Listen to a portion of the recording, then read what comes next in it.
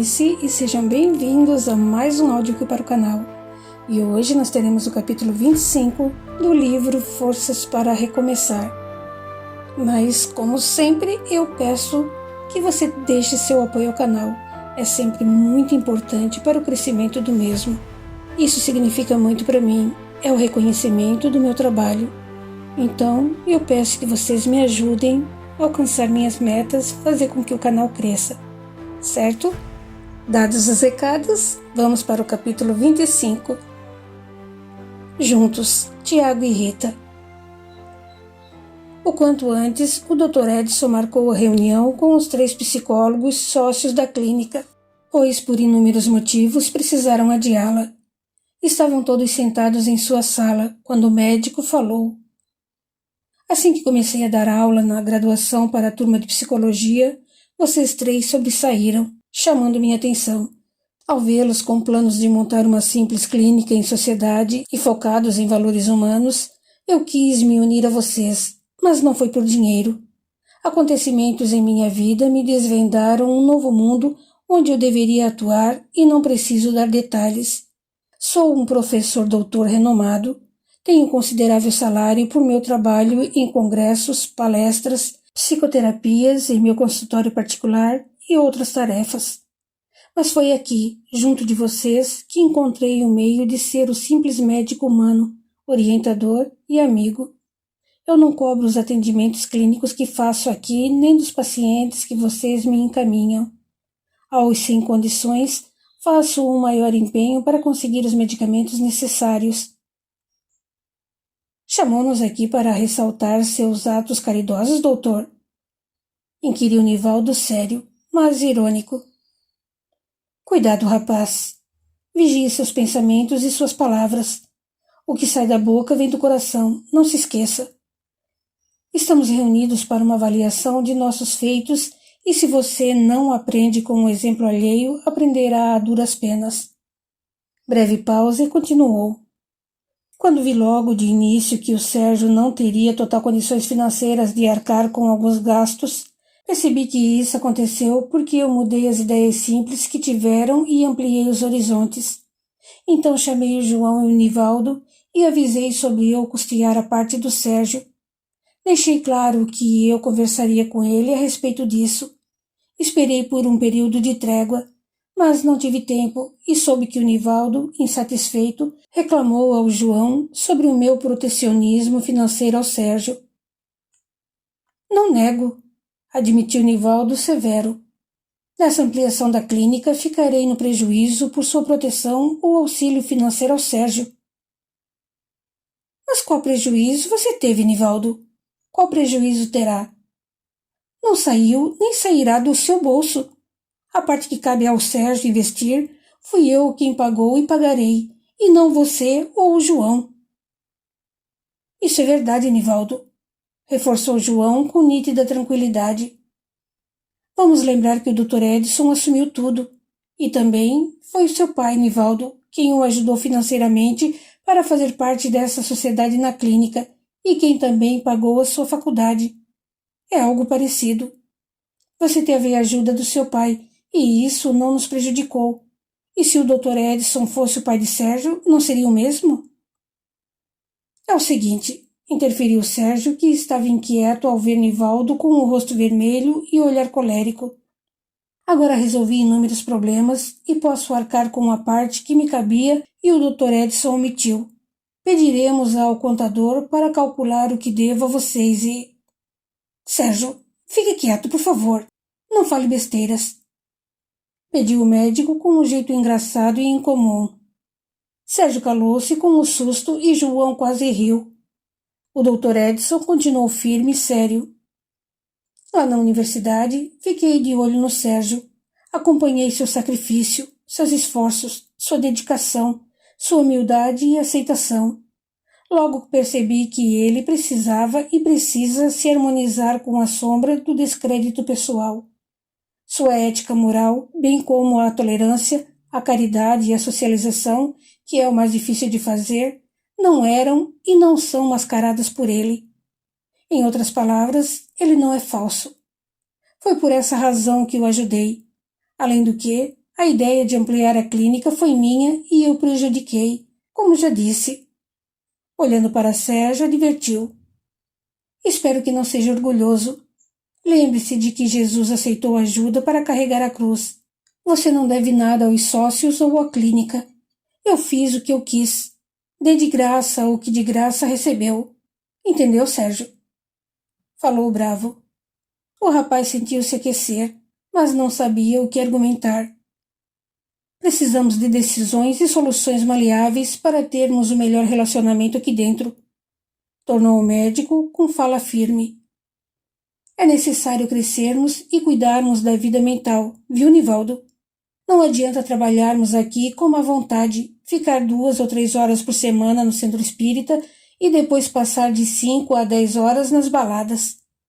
Todos aqui são espíritas, e essa filosofia cristã nos chama para uma autoavaliação. É primordial selecionarmos os lugares que frequentamos, os hábitos inferiores que temos. Se alguém aqui tem a ilusão de que ir ao centro espírita, assistir às palestras, receber passes, tomar água fluidificada e fazer evangelho no lar é o bastante para ser recolhido em uma colônia espiritual como o nosso lar, está muito enganado. Quem imaginar isso está pensando igual aos crentes, evangélicos ou protestantes, porque basta pedir perdão e só. Não. É preciso seletividade das ações físicas e mentais. Deixar de ir aos barzinhos pensando em beber, fumar, fofocar com os amigos, contar piadas indecentes ou ficar olhando para o bumbum das mulheres só para relaxar. Não, meus queridos.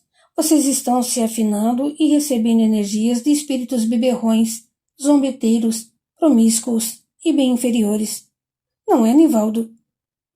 Perguntou, mas o outro não respondeu. Na internet, tornou o Dr. Edson, quando passam horas e horas vendo besteiras, sites pornográficos, imagens ou mensagens pornôs, praticando bate-papos inúteis, nada equilibrados, o que pensam que acontece? Ah, fico excitado, respondeu a própria pergunta. E onde acham que vem a energia excitante?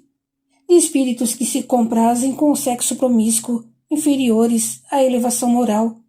Preparem-se, pois são eles quem vão recebê-los na espiritualidade quando desencarnarem. Pensa que correr toda semana ao centro espírita e receber passe vai ajudar a ir para o nosso lar? Não, meus queridos, porque a energia que o envolve pela compulsividade sexual, pelo prazer em ver filmes pornôs, são mais densas e impregnam no corpo espiritual e não dão espaço aos passes de bênçãos sublimes, excelsas. É bom aceitarmos ou admitirmos nossos defeitos e começarmos a nos transformar dia após dia, corrigindo pensamento após pensamento e conter os comentários venenosos responsáveis por grandes crueldades e geradores de fracasso, doenças, desânimo, suicídio. Sejamos honestos uns com os outros. Vamos acabar com o personalismo e a mentira. Não estamos juntos por acaso. Somos seres humanos, e se estamos aqui encarnados, é por termos a necessidade de mudar algo inferior em nós. Não vamos nos castigar por isso, mas procurar ajuda. Os melhores psiquiatras e psicólogos são aqueles que fazem terapias com outros profissionais qualificados, sabiam? Eles sabem que são seres humanos e permitem a ajuda de alguém ou simplesmente desabafam ou ainda permitem-se a orientação. Aproveitando a pausa, Nivaldo disse sem encarar ninguém, escondendo um sentimento rancoroso. Peço desculpas ao Sérgio por eu ter me precipitado e talvez eu o tenha abalado de alguma forma. Abalou de alguma forma? Exclamou João, alterando-se. Você não imagina as consequências do que fez. João, advertiu o Dr. Edson. Perdoe-me, doutor, mas devemos ser sinceros. O Nivaldo tem seus defeitos de caráter ou de comportamento, assim como nós, mas ele precisa se controlar. João, interrompeu o médico. Isso eu vou discutir em particular com o Nivaldo. Agora vamos ao que interessa.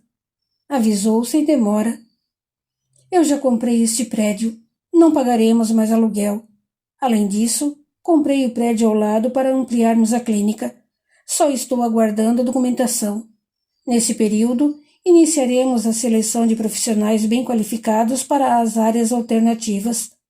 Se alguém não se opuser, eu gostaria de me encarregar da seleção dos profissionais que trabalharão aqui na área da saúde mental, psicologia, de prevenções ou terapias para alívio de transtornos diversos, mesmo que esse profissional venha a alugar uma sala. Dr. Edson, chamou Sérgio. Eu não me sinto bem com a decisão de ficar isento de parte dos custos para a formação da sociedade dessa clínica. Então penso na possibilidade de pagar uma porcentagem maior na ampliação e... Sérgio, interrompeu o médico, gesticulando de modo singular e falando com um tom irônico e voz baixa. Faça um favor para mim. Pare de pensar. O imóvel me pertence, e para que não achem que estou protegendo alguém, saibam que vou custear toda a reforma para a ampliação desta clínica. Fui claro? Nossa sociedade continuará com um percentual cabível a cada um. Os futuros médicos ou psicólogos terão seus espaços individuais e pagarão aluguel pelo que ocuparem. Nós vamos nos centrar nos valores humanos e começar por nós. Tudo o que fizermos precisará ser de boa vontade ou criaremos um ambiente hostil, e isso é muito ruim. Isso inclui os trabalhos não remunerados, não pagos, realizados aqui ou em instituições como casas de repousos, hospitais, creches, etc. Parecer educado, atencioso ou bonzinho não significa dedicado e afetivo. Vou dar um exemplo que todos conhecemos. Quantas vezes fomos a uma casa espírita para uma palestra ou uma atuação caridosa e vemos um trabalhador, um tarefeiro ou dirigente do centro que é uma pessoa boazinha, com fala angelical, ouvindo pacientemente pessoas simples ou intelectuais comentando de alguma dificuldade, de problemas. Só que depois esse tarefeiro bonzinho chega até nós reclamando. Ai, doutor, aquele sujeito é desequilibrado. Aquela outra ali é um fardo. Ai, dá um jeito naquela ali que tem mau hálito. Aquele outro sempre está suado. Acho que nem toma banho. Por isso dá para o senhor falar de higiene? O médico deu uma pausa e continuou. Acho que leram 2 ou 3 livrinhos espíritas e pensam saber de tudo. Fez alguns ou todos os cursos existentes sobre a doutrina espírita e acreditam serem sábios o suficiente. Vamos lembrar de Jesus, sentado com os publicanos e pecadores, dizendo que os sãos não precisam de médico, mas sim os doentes. O mestre falou sobre querer misericórdia e não sacrifício, porque veio chamar os pecadores ao arrependimento e não os justos. O que o senhor quer dizer com tudo isso? Perguntou Nivaldo. Vamos abandonar o personalismo, ou seja, deixar de usar a máscara, a camuflagem de um comportamento calmo, aparentemente passivo, sorridente e gentil, quando, na verdade, está pensando cobras e lagartos a respeito de todos ou de alguns à sua volta. O personalismo é acreditar que, por ser um médico, um psiquiatra, um psicólogo, um advogado, ter essa ou aquela profissão, ser um voluntário, um tarefeiro do centro, um dirigente, um médium ou passista no centro espírita, é ser perfeito. Enfatizou. É aquele que sabe de tudo, mas intimamente cultiva o orgulho, a vaidade e a hipocrisia, a falsidade. Jesus sentou-se com pecadores, publicanos e muitos outros, ensinando-lhes o Evangelho. Não reclamou das queixas que ouviu, do hálito de alguém, nem falou da falta de banho de um outro. Jesus só não admitia hipocrisia, o personalismo dos sábios, dos doutores das leis, dos sãos. Tiremos primeiro a trave dos nossos olhos, para depois tirarmos o argueiro do olho do nosso irmão. Vamos trabalhar dentro de princípios cristãos.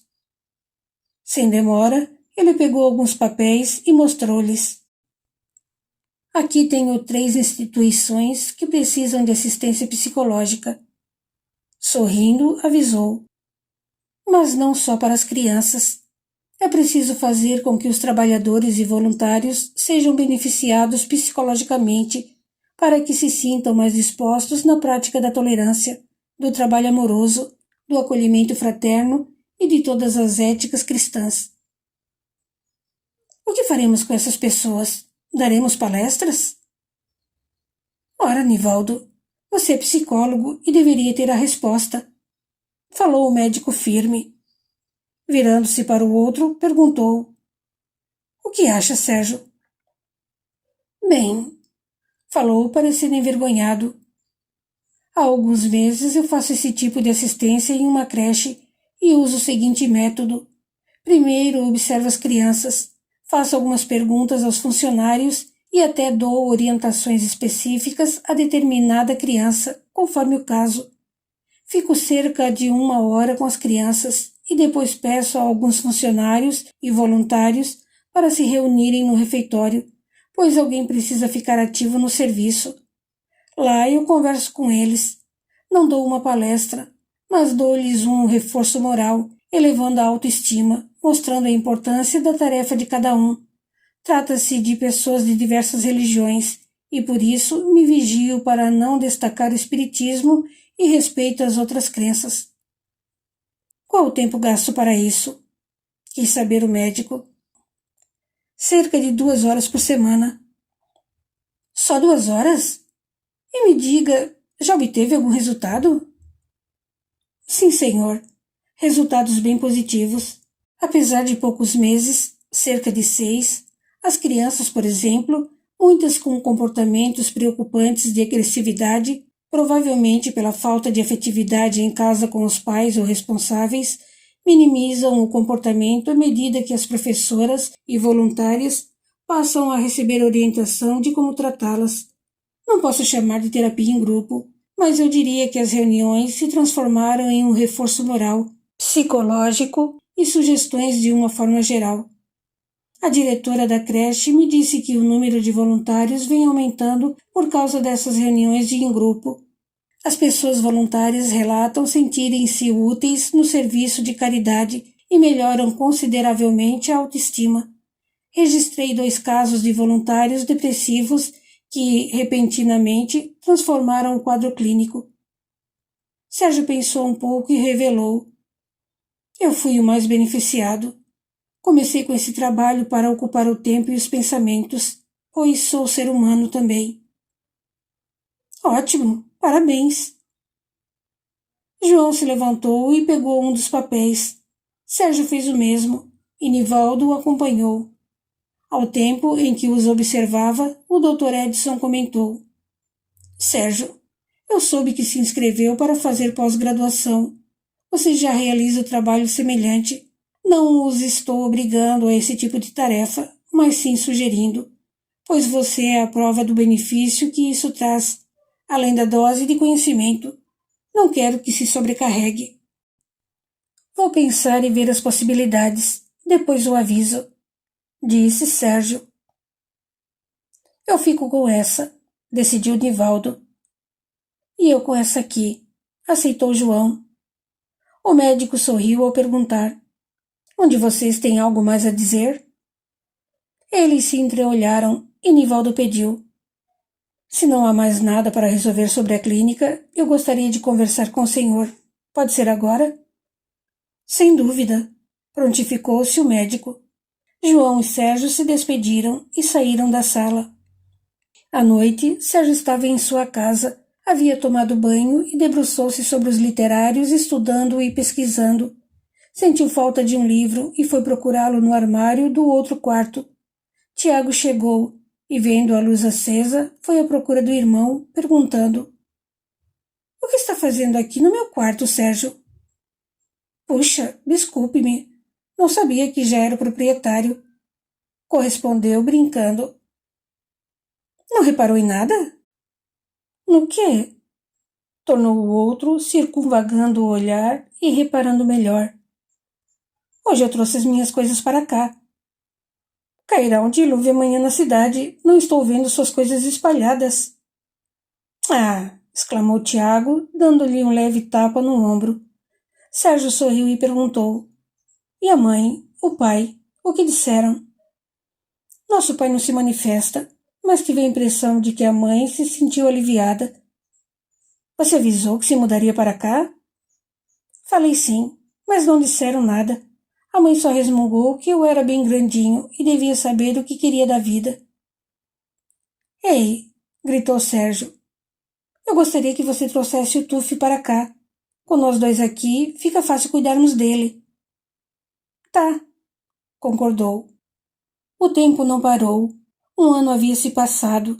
Embora o vozeio e muito barulho se misturavam nos portões da universidade, Tiago corria o olhar entre os estudantes buscando Rita.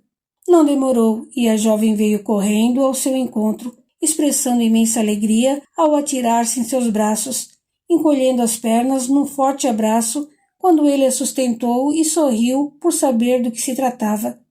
Eufórica, ela gritou em seu ouvido. Ah, consegui! Parabéns! Estou tão feliz quanto você, Rita. Parabéns mesmo! Tiago a abraçou com carinho e beijou-lhe o rosto antes de colocá-la em pé. Podemos ir? Quase não consigo te ouvir. Pediu. Lógico, vamos, concordou a moça. Eles já estavam na sala da casa de Dona Antônia, onde Rita comentou. Ai, que alívio! Que bom terminar a graduação. Viu? Sorriu com jeitinho delicado. Agora sou jornalista. Riu, depois falou. Bem, pelo menos é o que consta no diploma que vou pegar. Em seguida argumentou. Tantas coisas aconteceram. Eu pensei que nunca conseguiria. Minimizando o sorriso, lembrou. A Débora se graduaria junto comigo se não tivesse abandonado o curso. Que pena. Mas se não fosse você, Tiago... Sentado ao seu lado, o rapaz se virou para olhá-la e perguntou. Eu? Não fiz nada. Os méritos são seus. Fez sim. Foi você quem insistiu e me fez retornar para a universidade. Provavelmente eu teria parado. Parado nada. Sorrindo, avisou brincando. Eu iria carregá-la e te faria passar a maior vergonha ao levá-la no colo para a sala de aula. Não. Rita sorriu ao exclamar com mimos. Por quê? Você tem vergonha de mim? Não, lógico que não. Vem cá, seu bobo.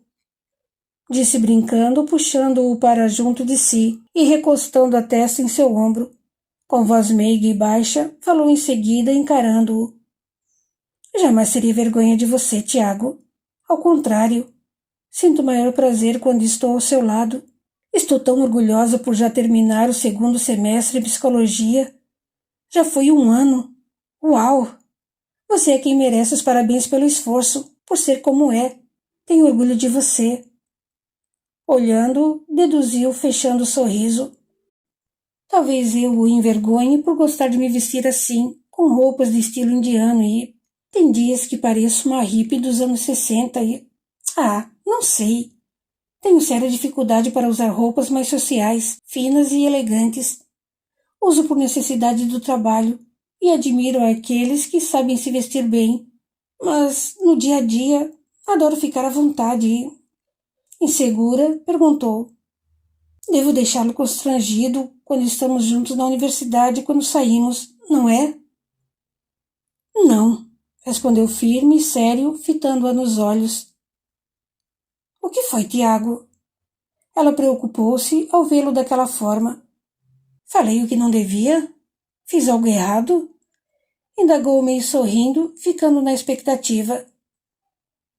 Não, tornou ele no mesmo tom. Eu gosto da forma que se veste e não acho que parece com uma hippie dos anos 60. O estilo é de traje indiano e você tem bom gosto. Sabe escolher muito bem, tem classe e é um modo de se expressar ao se vestir que, aliás, combina bastante com você. Outra roupa mais moderna e social te cai bem, mas para dizer a verdade eu estranho ao vê-la vestida assim. A jovem sorriu e Tiago silenciou por longo tempo. Ela comentou sobre outras coisas menos importantes, mas ele nem a ouviu. Mesmo sentindo o coração acelerar, o rapaz avisou. Rita, nós precisamos conversar. E é sério. Sentada no sofá com as pernas encolhidas, voltou-se para ele e sentiu-se gelar. O sorriso agradável sumiu de seu rosto, que abaixou, escondendo-o entre os longos cabelos cacheados, enquanto murmurou: Eu acho que já esperava por isso. A jovem falou em tom triste e com a voz embargada. Posso entender, não precisa se justificar. Ei, espere, do que você está falando? Tiago perguntou, tentando ver seus olhos. Rita se levantou rápido, secou as lágrimas, procurando disfarçar, e afirmou: Você estava esperando eu me formar para dizer que é chato ter amizade com alguém como eu e imagino quanto foi cansativo me dar tanta força e ainda... Levantando-se e pondo-se à sua frente, pediu, interrompendo-a: Pare, Rita. Com um gesto sutil, tirou os cabelos de seu rosto e a afagou. Segurando seu queixo com delicado carinho, a fez encará-lo. Acariciando-lhe a face, expressou-se brandamente: Você entendeu tudo errado. O que tenho para dizer é sério e talvez não queira mais a minha amizade depois de me ouvir. Apesar de ser um homem maduro, Tiago sentia-se como um adolescente. Estava inseguro e algo apreensivo. Por que eu não iria querer a sua amizade? Murmurou ela. Porque não posso... Não estou conseguindo ser seu amigo. Dizendo isso, no impulso, Tiago rapidamente a tomou em seus braços, beijando-lhe os lábios como sempre desejou. Rita o envolveu com leveza, afagou-o com carinho e correspondeu ao beijo com fortes sentimentos. Algum tempo, e Tiago a abraçou forte enquanto ela escondia o rosto em seu peito. Nenhuma palavra. Não resistindo, ele beijou-lhe a cabeça, segurou seu rosto, beijando-lhe a face e procurando novamente por seus lábios. Depois, olharam-se por longos minutos, até Tiago sorrir levemente ao confessar com expressão carinhosa na voz: Rita, não consigo mais ficar ao seu lado só como amigo. Vou entender se não quiser mais me ver e... Não diga isso, interrompeu-o com voz doce, encarando-o. Eu estava com medo e com dúvidas. Envolveu-a com ternura e pediu com voz branda ao conduzi-la: Vem cá, sente-se aqui. Afagando-lhe carinhosamente o rosto, perguntou: Do que teve medo? Quais são suas dúvidas? Tiago, olhando-o firme, falou apreensiva e com a voz trêmula, com algumas pausas. Você foi a melhor coisa que me aconteceu há anos e... Mas poderia estar ao meu lado e me acompanhando em tudo por uma questão de caridade, dó. Sempre pareceu ser somente meu amigo e...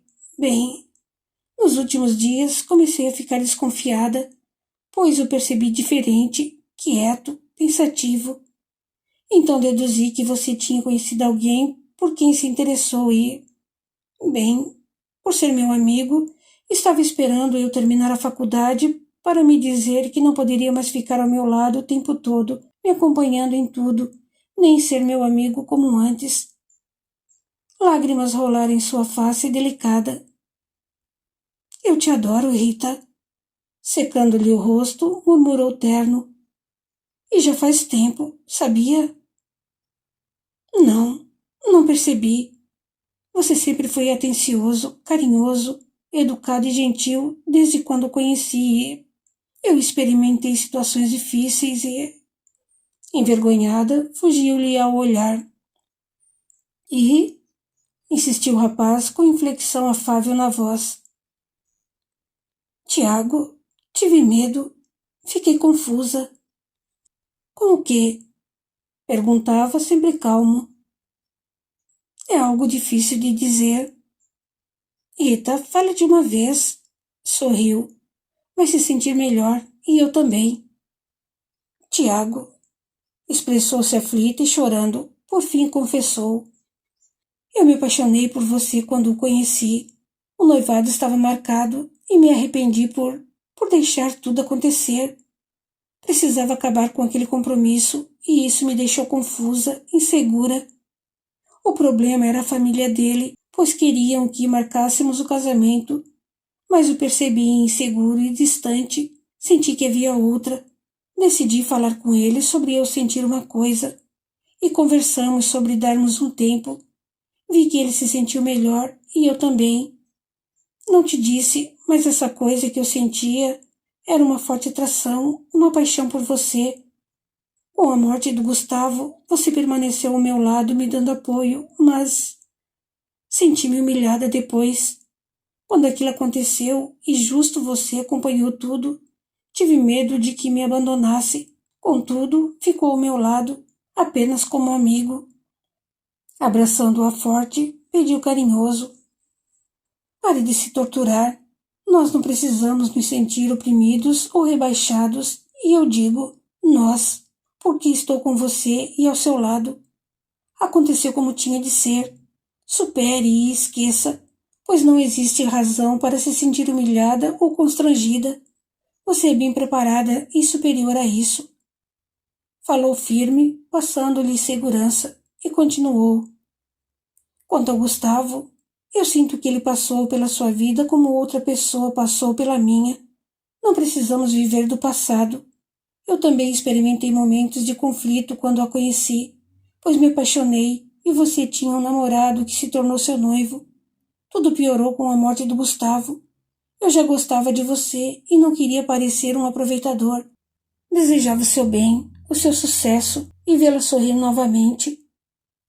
Encarou-a com leve sorriso ao dizer: não traímos, não desrespeitamos ninguém, nem a nós mesmos, mas chegamos a um ponto em que não podemos ou não conseguimos mais reprimir nossos sentimentos, nem existe qualquer razão para fazermos isso.